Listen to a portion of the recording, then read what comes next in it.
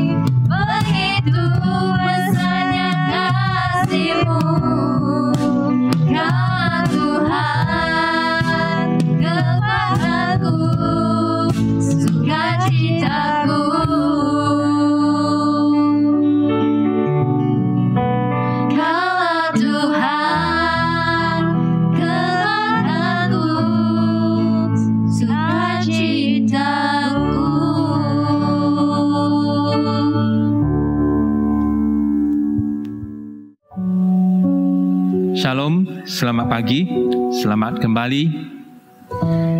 Pagi ini kita akan merenungkan tajuk keharuman yang membawa hidup. Teks Alkitab yang dipetik daripada surat kedua Korintus bab 2 ayat 14 hingga 17. Tetapi syukur kepada Allah kerana kami hidup bersatu dengan Kristus. Kami sentiasa dipimpin oleh Allah untuk menyertai perarakan kemenangan Kristus. Allah menggunakan kami agar berita tentang Kristus tersebar seperti bau yang harum semerbak ke merata tempat. Kami seperti bau kemenyan yang harum yang dipersembahkan oleh Kristus kepada Allah. Semerbak baunya merebak kepada orang yang sedang diselamatkan dan kepada orang yang sedang menuju kepada kebinasaan. Bagi orang yang sedang menuju kepada kebinasaan, perkabaran daripada Allah seperti bau kematian yang membunuh. Tetapi bagi orang yang sedang diselamatkan, perkabaran itu seperti bau harum yang membawa kehidupan. Siapakah yang layak untuk menjalankan tugas itu? Kami bukan seperti kebanyakan orang lain yang memperlakukan berita baik daripada Allah seperti barang niaga yang murah. Tetapi kerana Allah sudah mengutus kami melakukan tugas itu dengan ketulusan di sisinya sebagai hamba Kristus. Saudara-saudari sekalian, Paulus menyatakan perkara-perkara di sini. Dia bercakap tentang keistimewaan dengan perumpamaan sebagai bau kemenyan. Orang percaya adalah saksi Kristus. Injil ataupun berita baik adalah asas bagi orang percaya untuk mendapat hidup yang kekal, dan juga orang yang tidak percaya kepada penghakiman dan kematian. Pelayanan dalam kesaksian ataupun menginjil adalah perintah tertinggi Tuhan kepada orang-orang kudus dan benar-benar berkenan kepada Tuhan. Sebagaimana keharuman berita baik ataupun Injil ini tersebar melalui kesaksian orang-orang percaya. Walaupun orang-orang dunia ini berada dalam keharuman ini, ada yang sanggup menerima Injil dan mereka akhirnya diselamatkan. Tetapi ada juga orang yang tidak mau percaya. Mereka menolak dan akhirnya mereka menjadi orang yang binasa. Wangian yang memenuhi udara meningkatkan menjadi kegembiraan bagi mereka yang menyertai perarakan kemenangan Kristus. Tetapi bagi tawanan perang yang tidak percaya, mereka akan menghadapi kematian dalam barisan yang menjadi seperti bau kematian. Jadi, bukan berita Injil yang mengharumkan ini yang menyebabkan orang mati, tetapi orang-orang yang tidak percaya, yang telah menolak kasih karunia Allah yang memberi kehidupan dan berjalan di jalan maut. Walaupun mereka berada dalam semerbak bau kehidupan, Injil adalah pengharapan dan kegembiraan yang memberi keselamatan bagi mereka yang menerimanya. Tetapi ia menjadi kutukan dan kebinasaan bagi mereka yang menolak.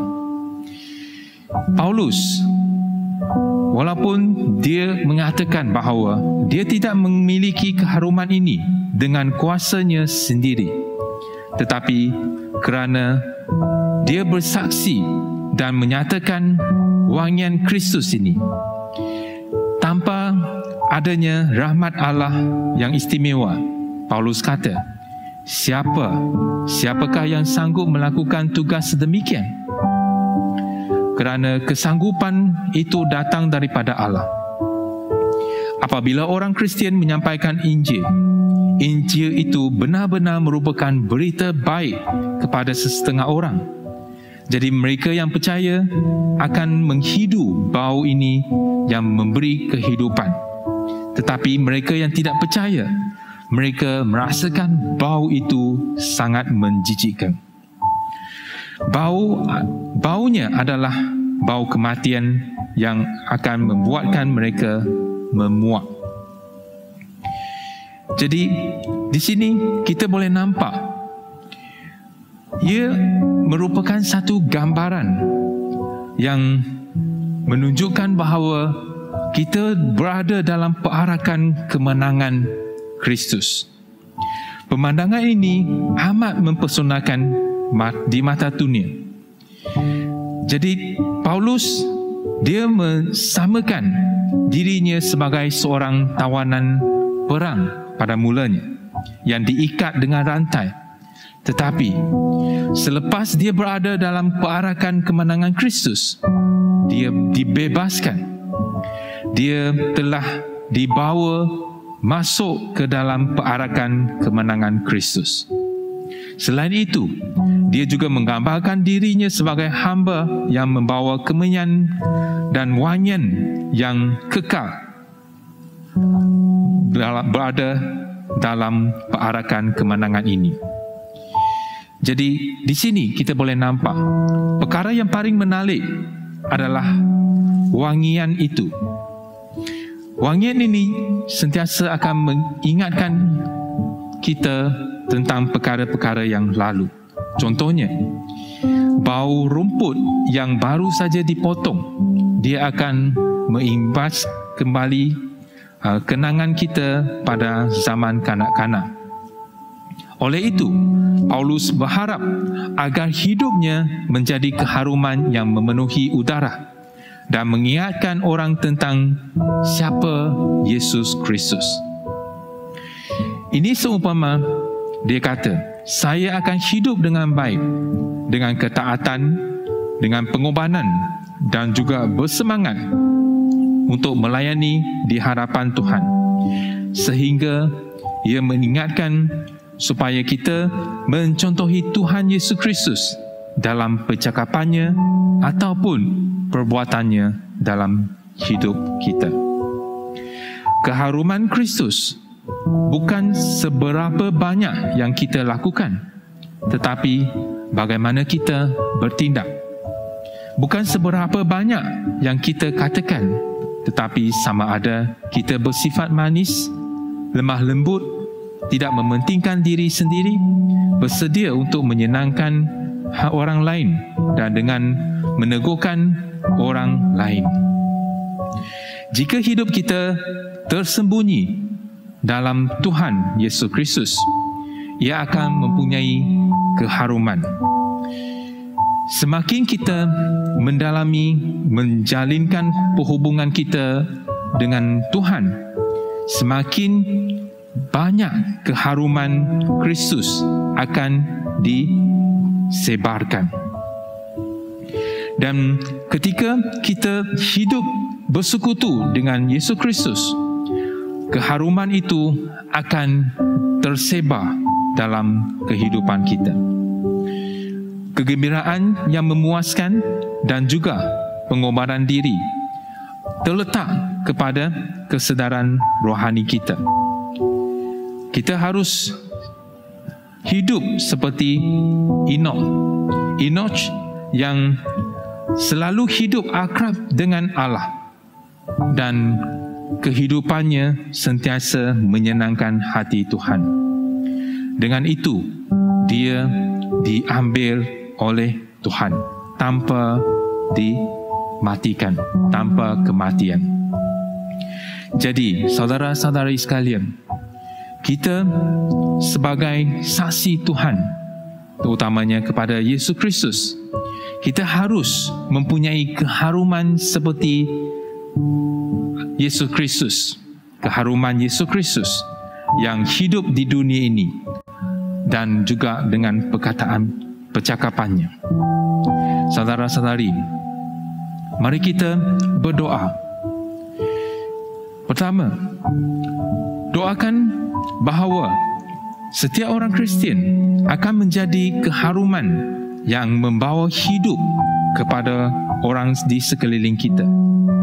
Dan melalui hidup bersatu dengan Kristus, haruman Kristus itu akan merebak di dalam kehidupan seharian kita sehingga ke merata tempat.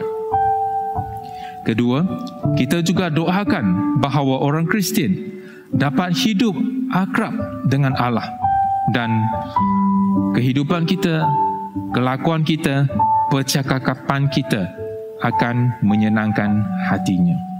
Sama-sama kita berdoa. Allah Bapa kami di syurga, kami bersyukur sebab Engkau telah memilih kami sebagai umat-Mu, sebagai orang Kristian. Kami dijadikan saksi-Mu, dan hidup kita harus menjadi keharuman yang membawa hidup kepada orang lain, yang akan seperti kehidupan Yesus Kristus di dunia ini, yang dapat memberikan keselamatan kepada orang yang percaya kepadanya melalui percakapan, tindakannya yang menjadi saksi kepada Tuhan Allah Bapa. Oh Tuhan, pimpinlah kami supaya kita menjadi keharuman yang akan menyenangkan hati Tuhan.